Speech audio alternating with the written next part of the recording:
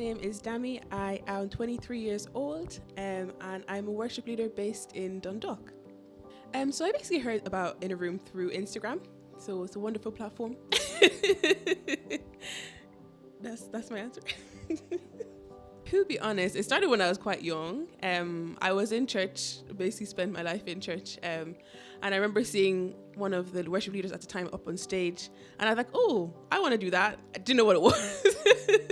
But as time went on, I eventually started to cultivate my own relationship with God and kind of discover what worship really meant to me. And from that place, that's when I just kind of, doors started opening and I started leading worship, I guess. Worship for me, I remember one thing my pastor always said, and it's not a performance.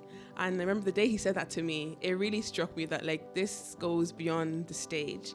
It's been said before that worship is a lifestyle, and I truly believe it. It should filter into everything you do, and whether it's you're talking to a friend or you're making a meal, it's a part of your everyday life. Another thing I consider it to be is basically an act of sacrifice. If you look in the Bible, the first time worship is mentioned is when Abraham takes Moses.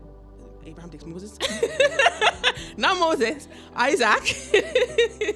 He takes him up and he's about to sacrifice him to the Lord, and God tells him no. But that was when worship was first mentioned.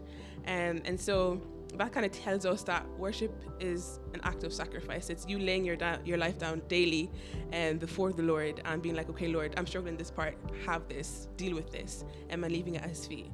The hardest part of worship God is doing it even when life is hard. When you're struggling and you just don't feel like you have the words, you don't have the energy, and just kind of seeing it through. But I feel like those are the times when you feel God the most.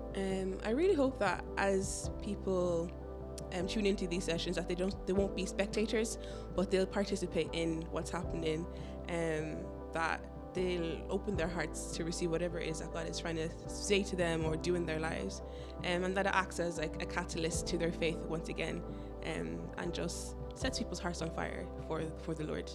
Is that even a question? Why is that a question? Nigerian, of course.